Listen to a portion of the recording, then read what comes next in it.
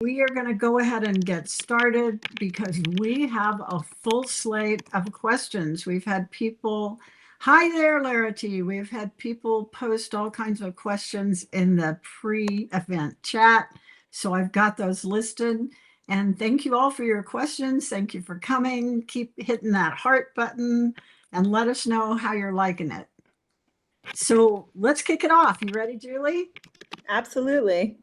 Okay, Senadora Julie Gonzales is a two-term Colorado state senator from District 34, Northwest and downtown Denver. She is currently the Senate Majority Whip and chair of the Judiciary Committee.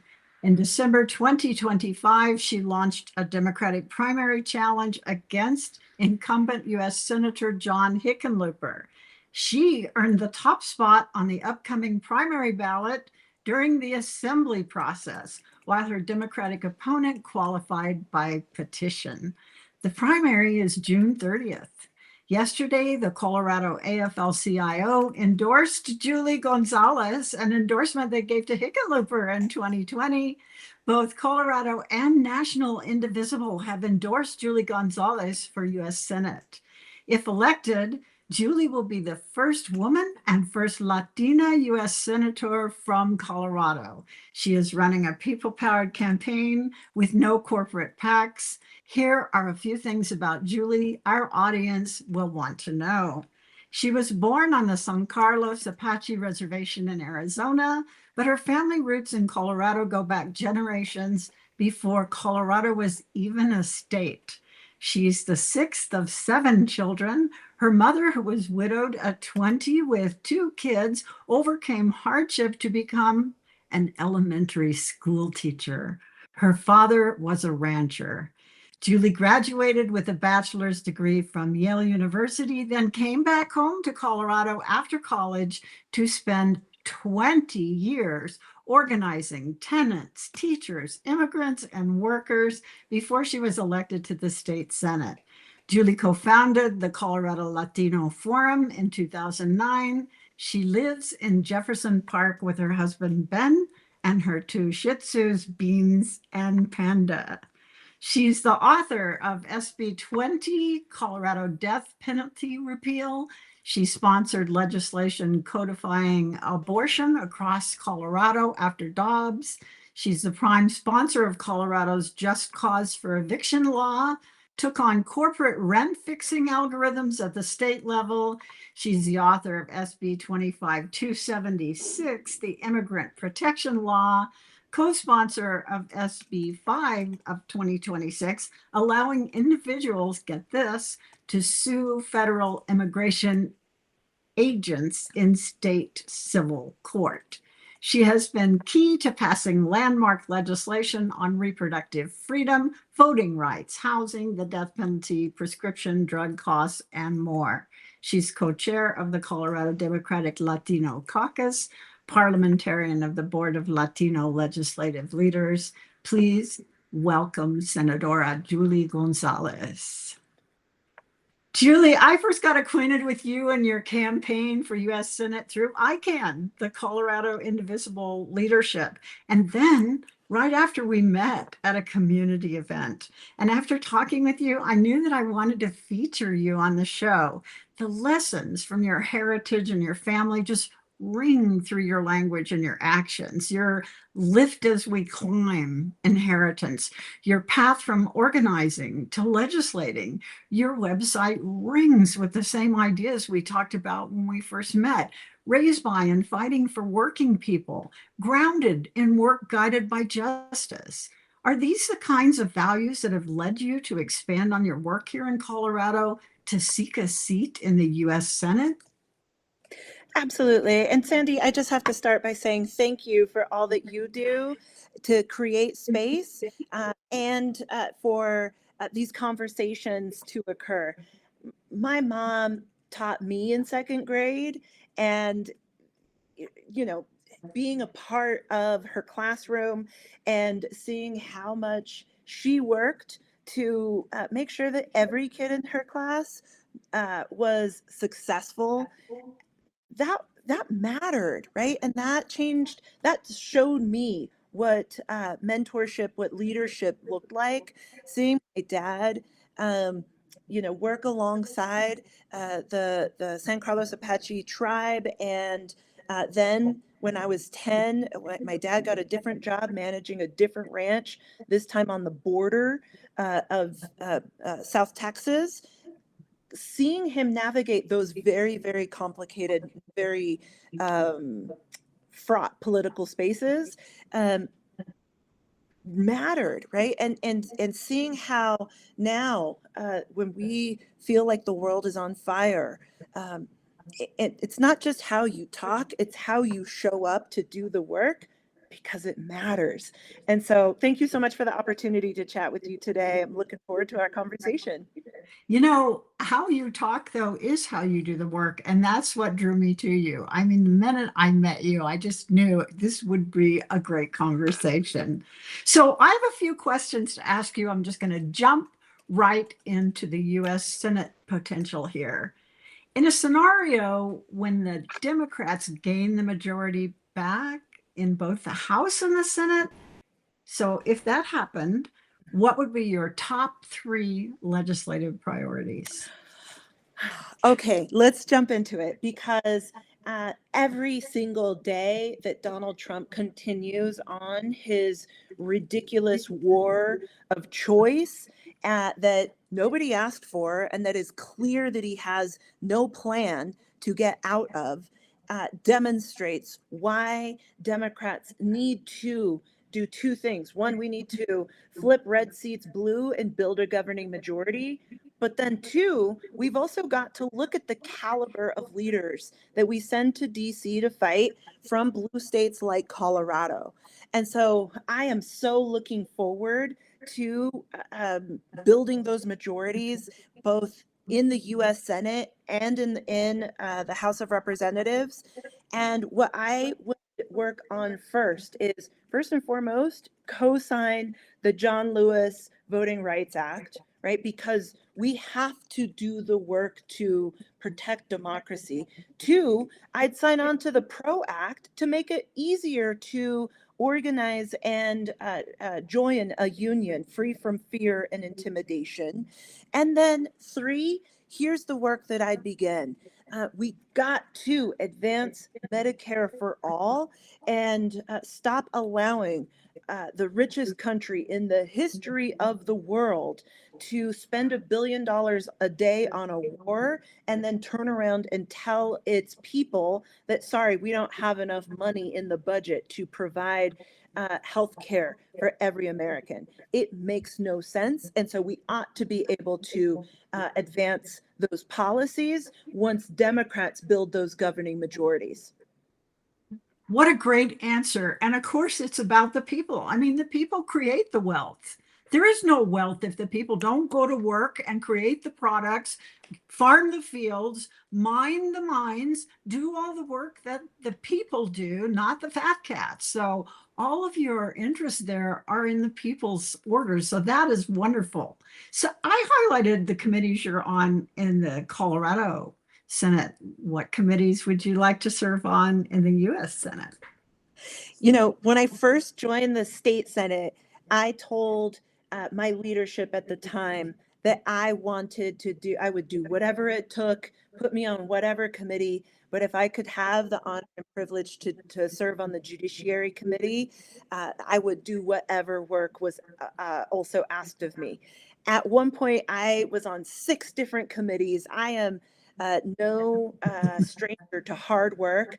And so to me, to serve on the Judiciary Committee in the U.S. Senate would be just the highest honor. Look, let me say, though, a lot of people often ask, oh, okay, so I understand you went to Yale for your undergrad, but where did you go to law school? I am not an attorney. I organized for years and then burned out at one point, I'll be honest, and thought maybe I'll go to law school. And then I realized actually I couldn't afford law school because I had so much debt already, given my undergraduate student loans. And so I instead became a paralegal and an office manager at an immigration and criminal defense law firm. And it's kind of funny now, looking back, right? I'm not an attorney, but I chair the Judiciary Committee in the State Senate of Colorado. And I've been so proud to work alongside attorneys and also just the everyday people who are impacted by the decisions that we make at the Capitol that impact our state courts, right?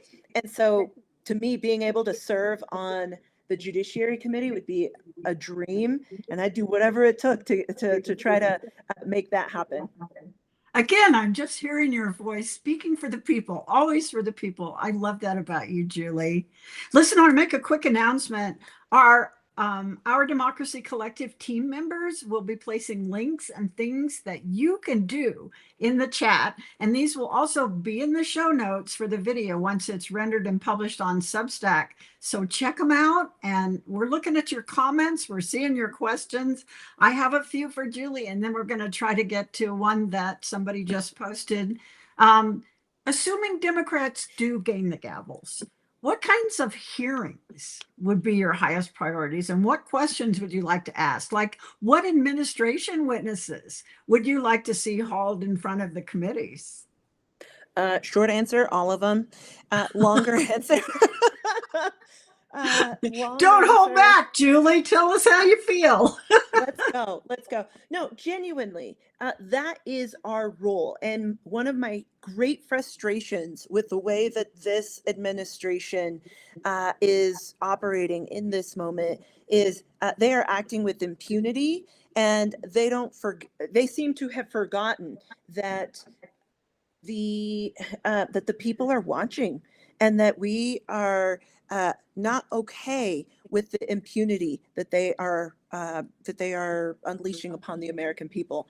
And so let me just say, not only would I like to ensure that we are providing oversight to the different cabinet agencies and the different departments of the federal government, but so too would I be thrilled with the opportunity to grill some of these corporate bad actors who think that they can go and make a donation to President Trump's private ballroom and somehow skirt accountability in that form or fashion. No, if they are causing harm to the American people, we ought to do the work to hold those bad actors to account.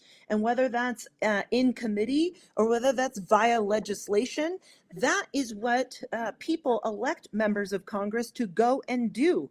And one of my great frustrations is the fact that in this moment, it appears that Chuck Schumer is more interested in effectively managing our descent into fascism instead of standing up and leading the charge against it. And so I'm looking forward to not only Democrats being in charge, but for the Senate Democratic Caucus to bring in a new generation of leadership. Wow, you already answered my next question. I was going to ask you about that.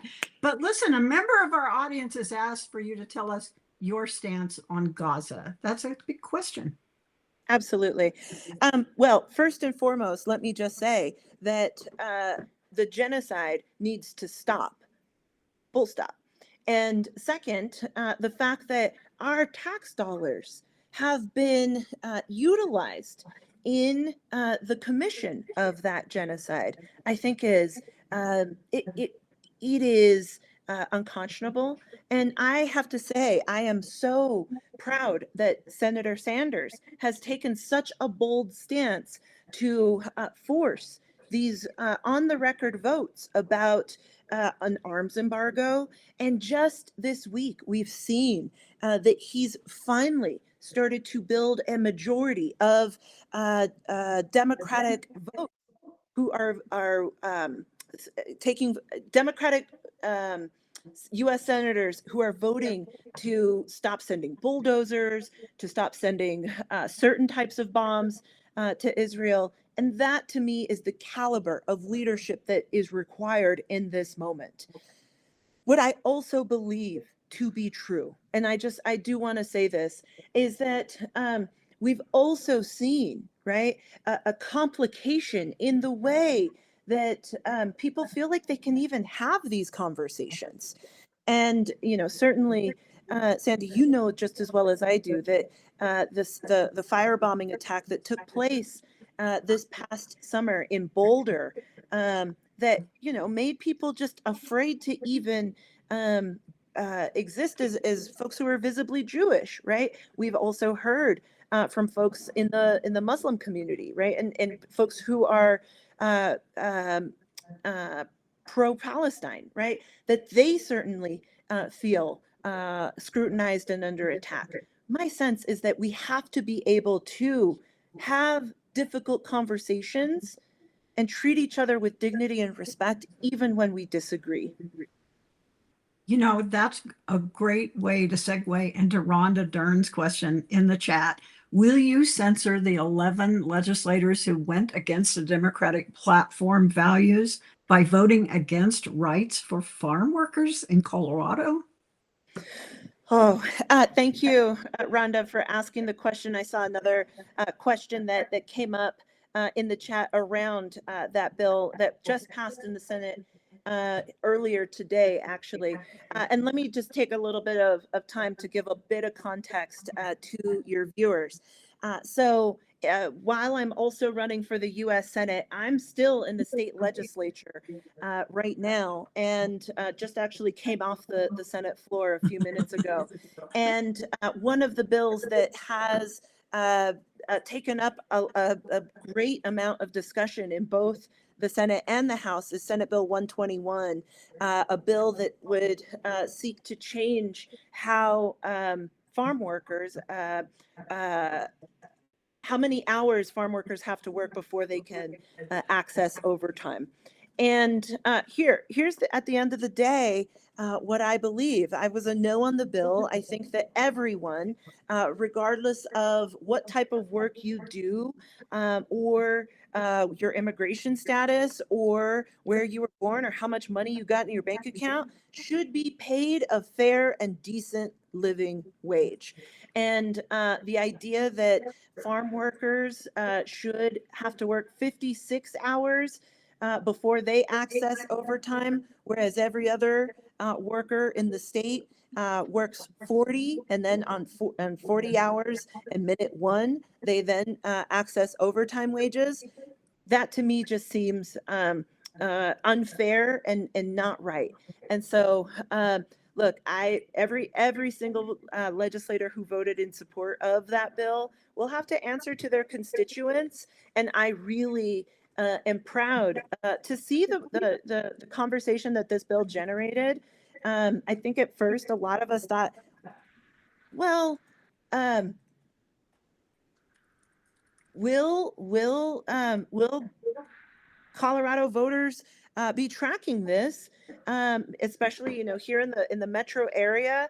There aren't a lot of farm workers here in the metro area, but to see that this has generated incredible interest and frustration from Democrats, to me, is an affirmation of the fact that you all are paying attention, you all are engaged, and I'm so grateful for it.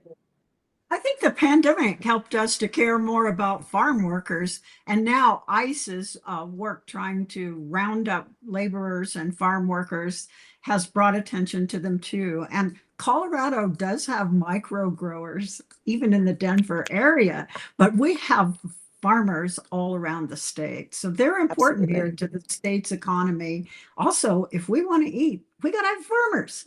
We got to treat them well. They got to be strong so they can feed the nation. So I want before we go on, I do just want to say the one thing about that debate, because it was an incredibly look. I can't speak to the House because the House, they debated Senate Bill 121 on the House floor longer than the Senate debated the entire budget. Let me just give you a sense of comparison there. But in the Senate, the debate was incredibly emotional. And you had Republicans who were speaking about, look, we are a family farm and we are trying to hang on by our fingernails. And the only thing where we can try to cut costs to make ends meet is in terms of labor. And it's like, at the end of that debate, I went to the floor and I said, look, I respect where you all are coming from in terms of you all as family farmers trying to hold on to, oftentimes what is a generational livelihood. But let us be clear, trying to target labor instead of holding the corporations that are transforming the agricultural industry and engaging in huge consolidation. That's what we ought to be fighting against. So please join me in that fight, because that's a place where we can really band together and think about, instead of pitting farmers and farm workers against one another, think about if we all banded together to hold those corporations to account.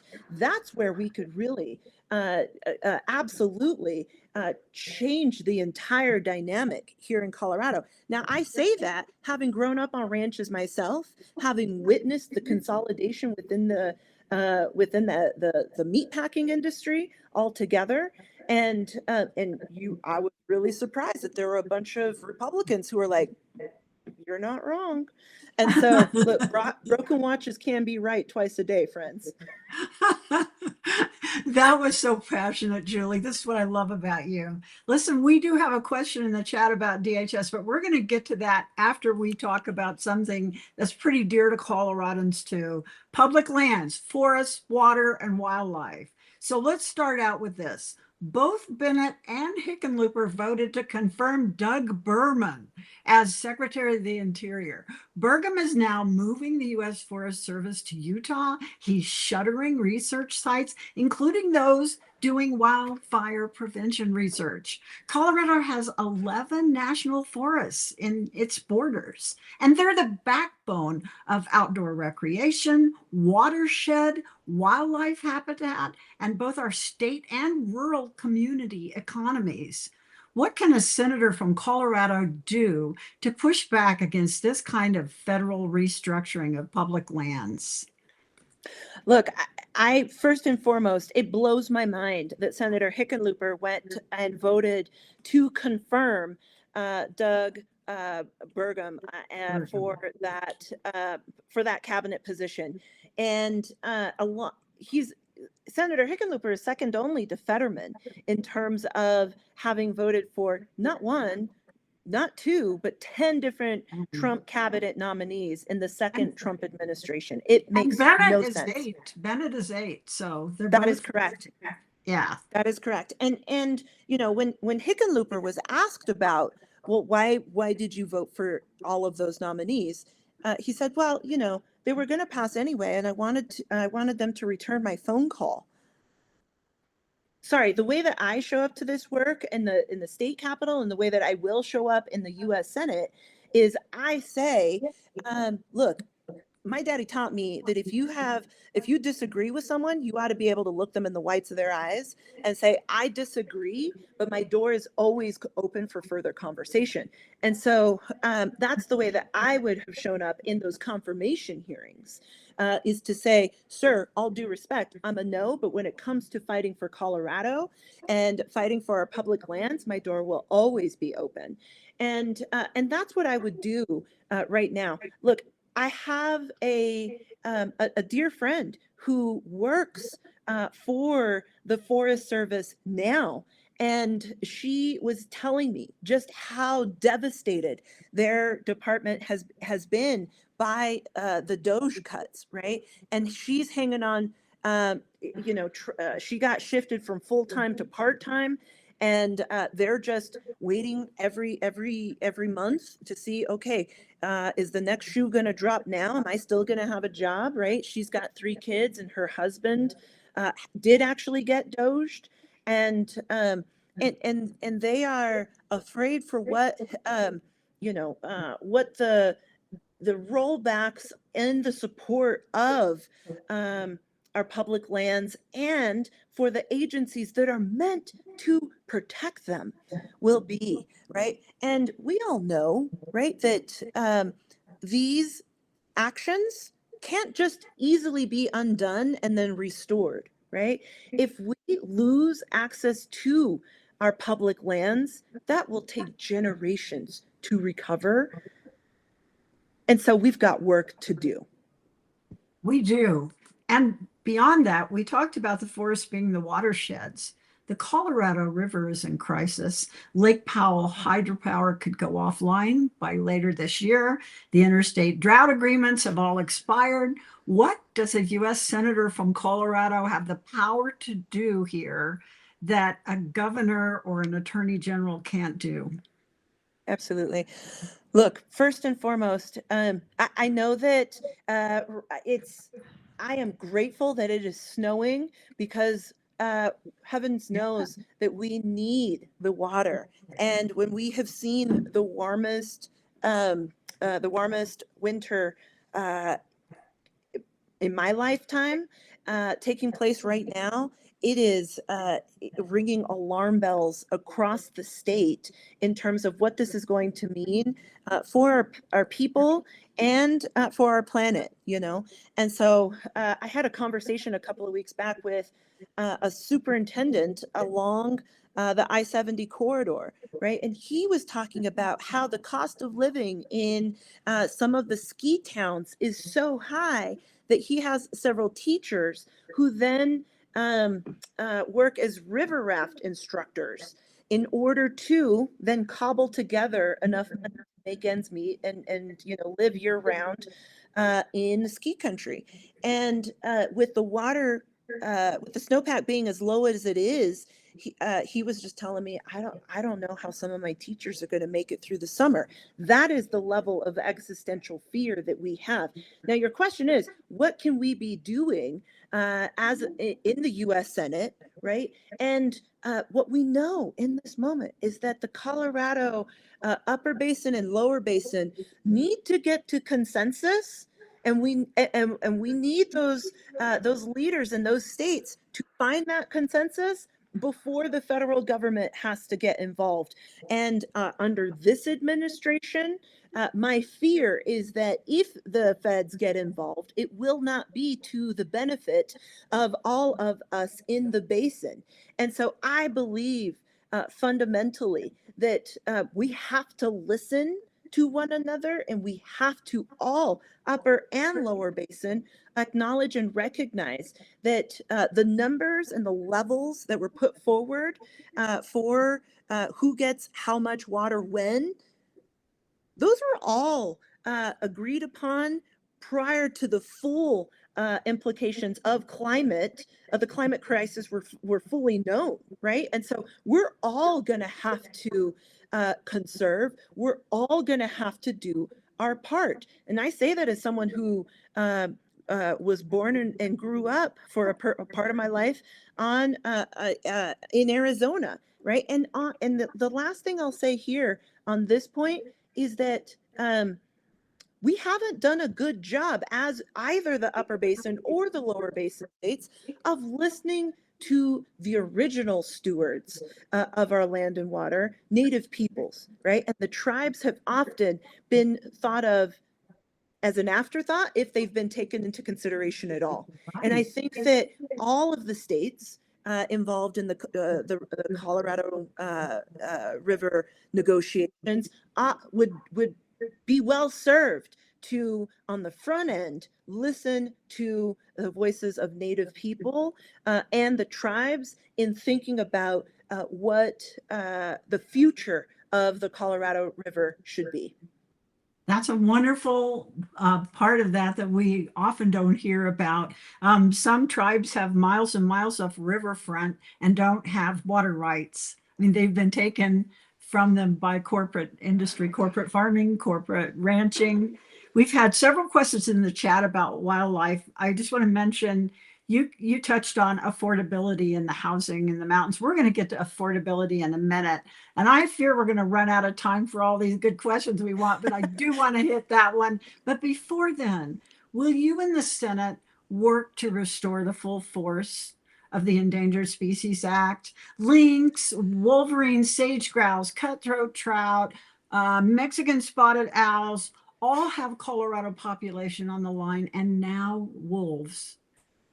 Jenny from our audience wants to know your stance on continuing the voter-approved Colorado wolf reintroduction project. I think this is a bundle of stuff that could be one question. Are you there for wildlife? Yes, full stop.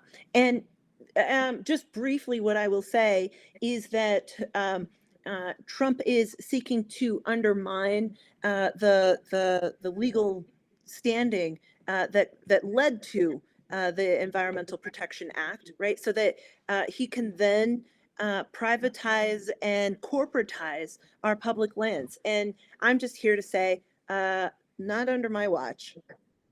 Ah, I love that answer. I'm going to take that as a big yes. Listen, I want to say again that our ODC team members are putting links in the chat of things you can do. One of them is register to vote and vote in the primary. Julie goes forward from the primary with your vote, with the votes of the people. So if you like Julie's stance on these things, register to vote, vote in the primary, and look at the other links of things that you can do. You can help her campaign.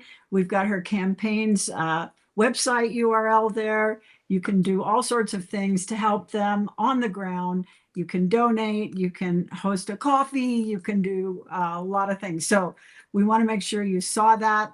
We're going to have to move on because we're running out of time. We could talk forever, but I'm thinking maybe we just need to have another conversation sometime soon so we can I cover welcome all of that it. too. I want to talk about affordable housing. It's really a big issue in Colorado. You touched on the ski areas, but it's also an issue anywhere you're close to work that you could get.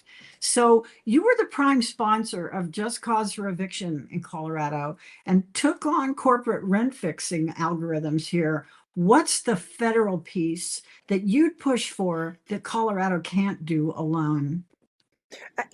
Thank you for the question. And let me just say that I fight hard so that Coloradans can access safe and affordable housing because someone fought for me.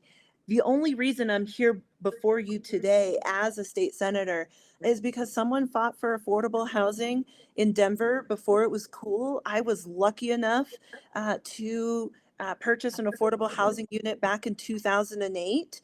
And right as the recession was, I guess, starting to take place back in 2008, and access to affordable housing fundamentally changed my life. Whereas my friends who I lived next to in apartments, they got gentrified, sometimes out of Denver, sometimes they had to drive until they could afford, right? I've had some friends leave the state.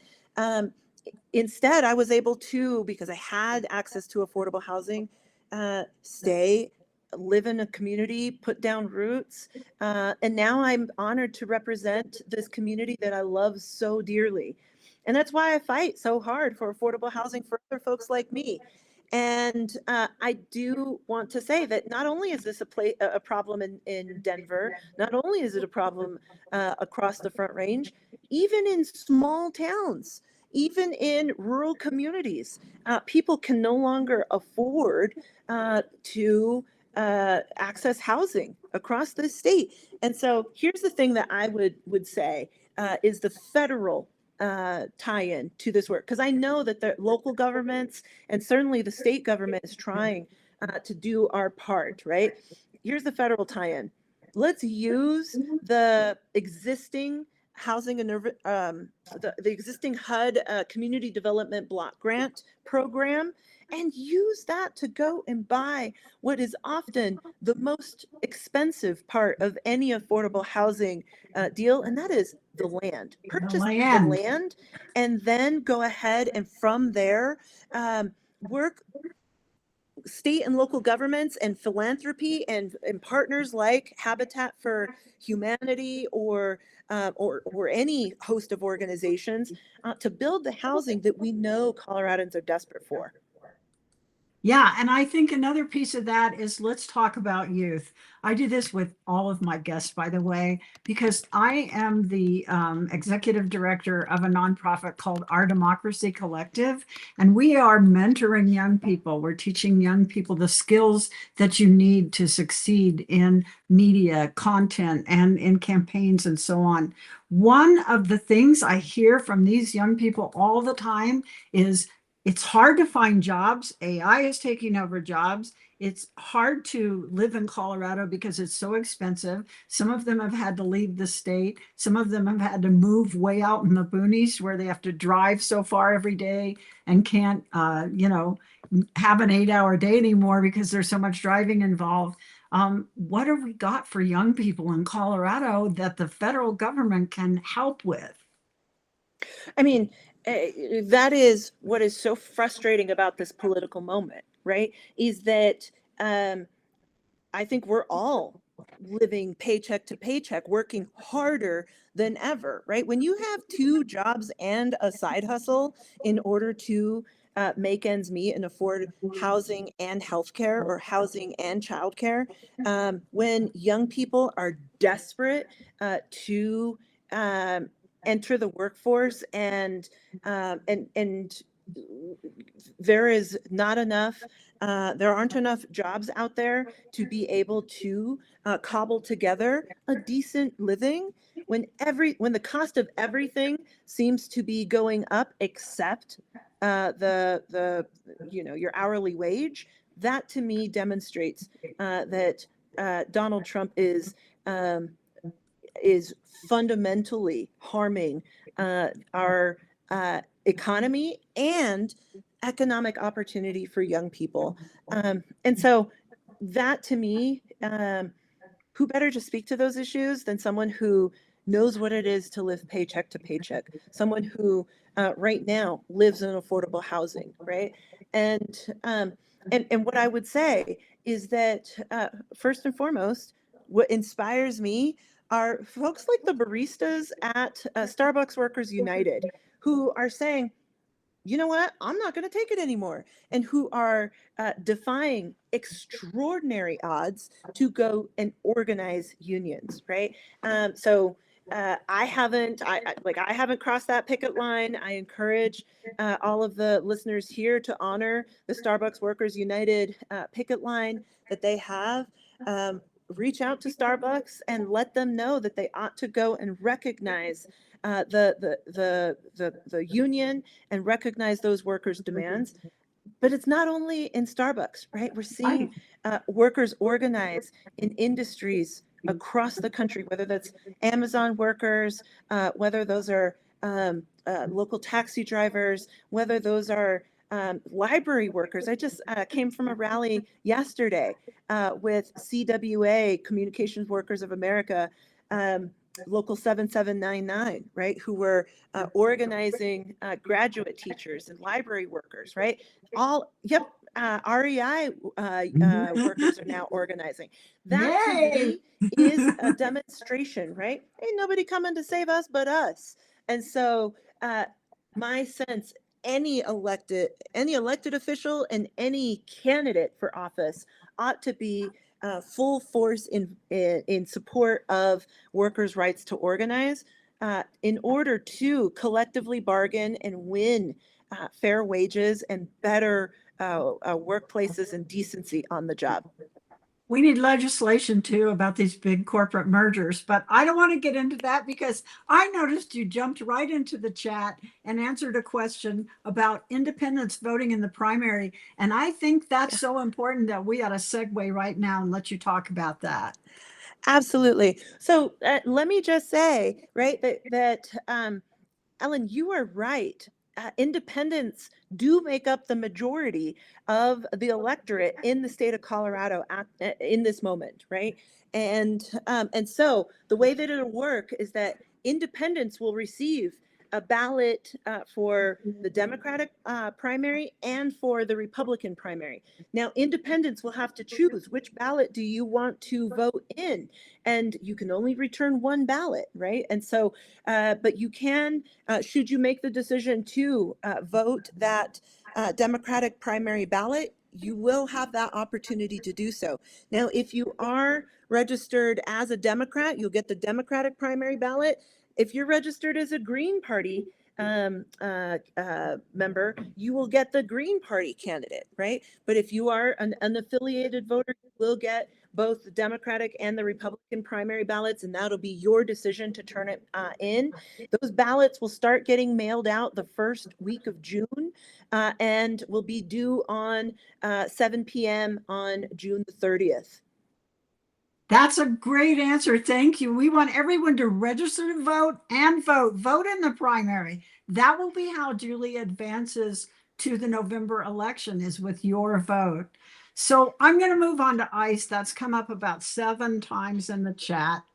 In 2025, SB 276 was your bill, landmark legislation that strengthened Colorado's commitment to civil liberties, public safety, and the fundamental rights of all Coloradans, regardless of immigration status.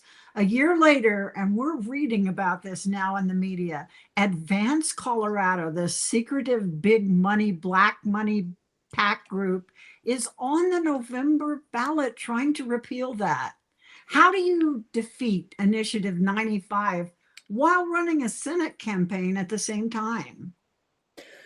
Look, what I know to be true is that the Republicans they have finally realized that they have no plan to win at the ballot box, and so they have no plan to actually run thoughtful, Colorado-minded candidates, and so instead they're trying to legislate via ballot initiative, and that's sad. It's a shame to see, but what we know to be true is that Coloradans understand that when you're in a moment of crisis, you don't want anyone, if you're a victim of or a witness to crime, you don't want any moment of hesitation to be able to dial 911. But when you force local cops to act as de facto ICE agents, it makes us all less safe. And let me also, I've got to plug in my computer here so I don't lose you guys. There you go. We've also just got to be very, very clear that ICE is not making us any safer. Donald Trump likes to go and put out these conspiracy theories about conflating immigrants with crime. But look, immigrants are far more likely to be victims of crime, witnesses to crime. And when you force ICE to, when you force local cops to act as ICE agents, what you end up seeing is even more targeting of immigrants because the bad guys know that the immigrants are far less likely to call and report said crime. And so, look, we passed Senate Bill 276 in order to make it very clear, in case there was any questions, that cops should not be doing ICE's job. No local agency should be collaborating with ICE, honoring their subpoenas or warrants unless they go and get those warrants signed by an actual judge.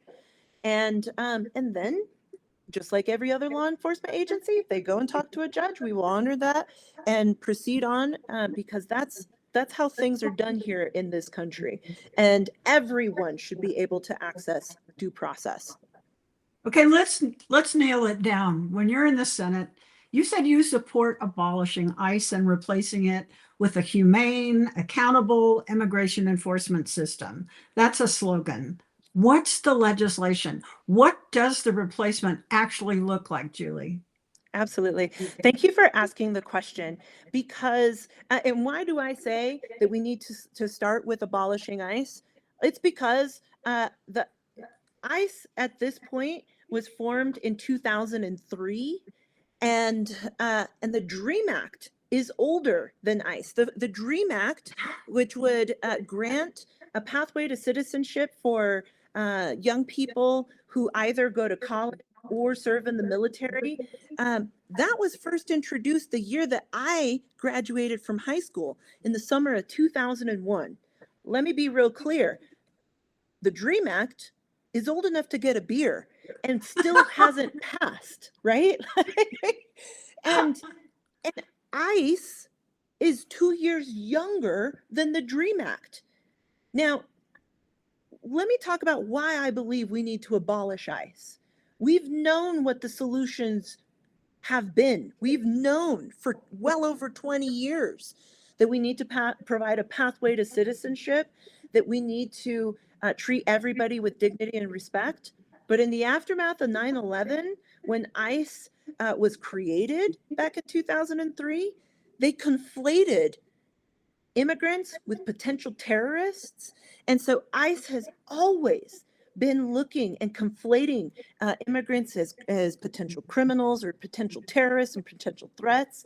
And that, when that's your whole goal and vision and statement of purpose, it clouds your judgment, right? And so, and what we've also seen is that corporations are profiting handsomely off of the current system as it is, right? So whether you're talking about surveillance with corporations like Flock and Palantir, whether you're talking about detention with corporations like Geo or Core Civic. I don't know if you knew this, Sandy, but Aurora, Colorado, the Aurora Geo Detention Center was the pioneer of for-profit immigration detention way back in Aurora, way back in 1987, right?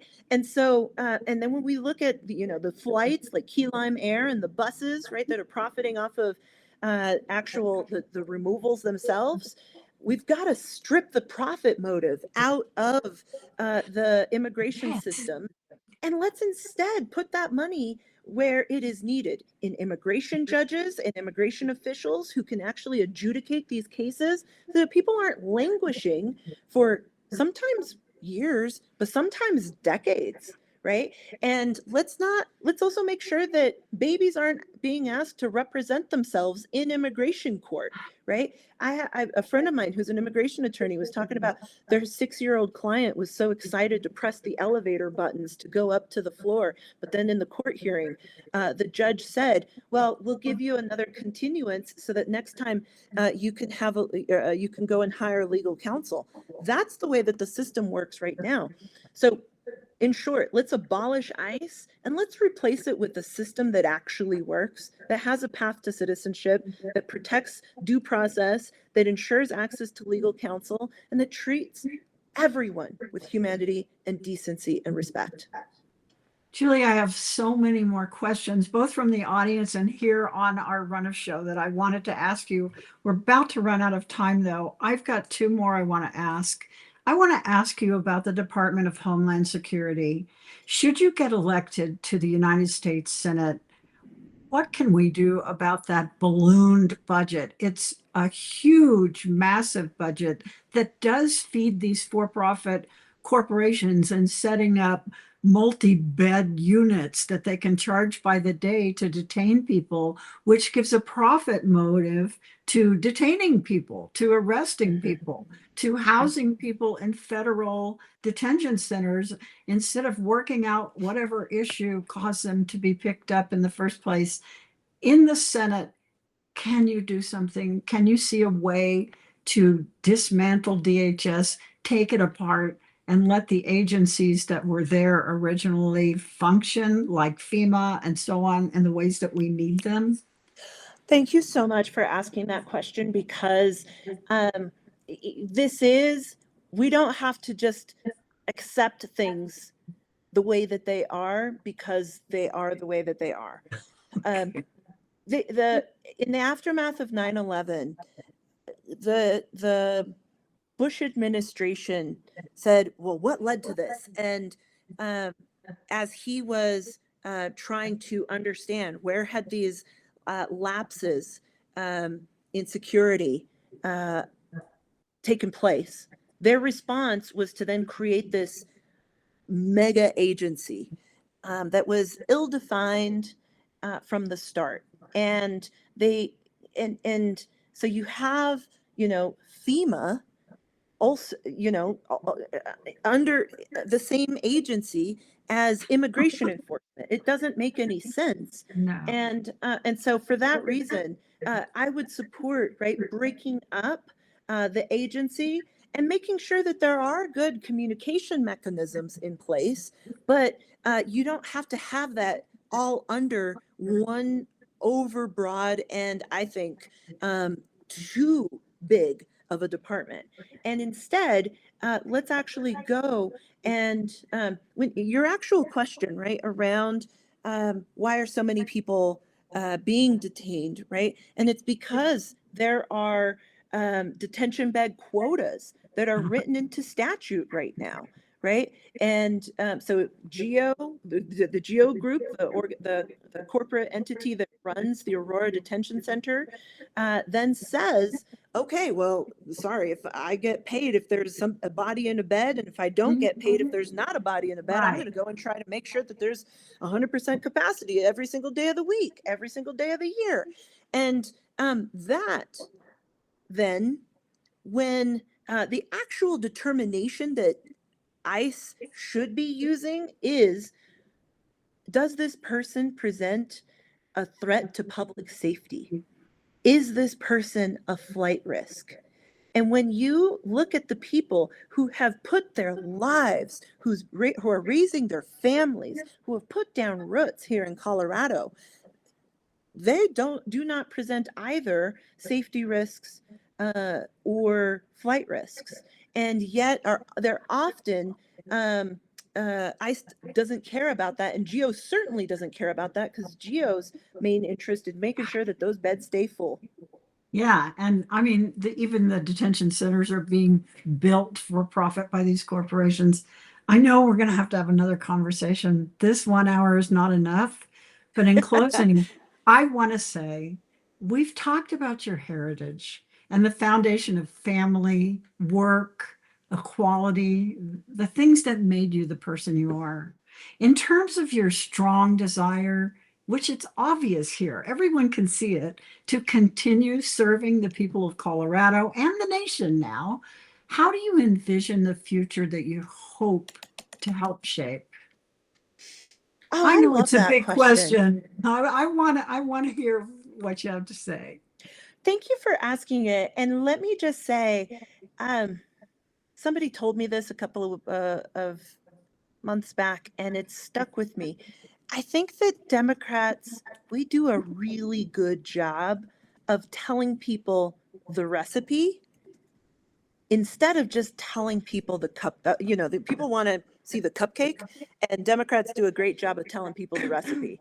And so, and what I mean by that is we often talk about the policies that we want in all of the different issues, but I want to live in a world, and I want every Coloradan and every American to live in a world where they can thrive, where they don't have to work 3 jobs and a side hustle in order to afford housing and healthcare, where they can drop their kiddo off at universal daycare, right? And then go and know that their kiddo is going to be safe and learning and cared for and loved, right? And that if something bad happens in a moment of crisis, right? That, like, calling, going one emergency room trip or one ambulance ride doesn't put you at risk of bankruptcy or eviction, right? And so, and so to me, that means universal health care, universal child and elder care. That means paying people a living wage. It also means taxing the billionaires and ensuring that the corporations that they control aren't then going and buying our elections. And so that's the world I want to live in. And I know that in this moment, ain't nobody coming to save us but us, but we are the ones that we have been waiting for. And it's going to take everyday people like us stepping up to run, stepping up to support candidates who are proven, battle tested, fighters for those values, and that we have the ability to actually make that world a reality. Wow. Well, you get A+ on that answer. Listen, I want to tell the audience something. Julie's in a fight for her life now. She needs your vote in the primary to go forward to the November election. She can't do it without you. Hickenlooper decided not to come before the people in the Colorado Assembly and let the people vote. So he got petitions. He paid people to go out and get petitions. Julie needs your vote to go forward. So register to vote. Vote in the primary, get involved with her campaign, get some of the signs and the buttons and go talk to your neighbors. Host an event, come to an event, do what you can, donate. So we've put the links to all that in the chat. Our team did a ton of research on Julie, so we have a lot of resources you can look to find out more about Julie. So we're going to post all of those in the show notes when the video is published on Substack, which is usually within a half hour after the event. I want to say thank you, Julie, for coming. I knew this would be an exciting conversation, and I think we need to have another one. I don't think we got done yet, and I want to talk more about what we can do for generations younger than us, get them out of the gig economy and help them find jobs, be productive, have the lives that they want to have. So let's look forward to our next conversation for that. What do you say? I would be thrilled. It's such a joy to chat with you. And I just want to say thank you for the work that you do to create space for these conversations to happen. Because I'll just say, and to everyone listening in today, thank you for taking the time to get educated and informed. I know that that is a choice. And when there are so many different things vying for your attention, and when everything feels like it's on fire, that it can be easier to just say, you know what, I'm not going to engage in politics. I just can't. And the fact that, Sandi, that you create spaces where people can listen and learn, and we don't have to agree 100% of the time, but the fact that we can talk through matters so much, because that, my friends, is going to be how we defeat these MAGA extremists once and for all, is by listening to one another, by learning from one another, and by uniting in order to improve our everyday lives. Sandi, thank you so much. I cannot wait for our next conversation. Thank you, Julie. And everyone, check out the calendar on her campaign website. She might be coming to an event near you. I know she's coming to an event near me very soon. So I'm going to be there because I love the electric energy when Julie's there in person. Thank you for joining us on Substack Live. We'll see you on the next one. Bye. Take care.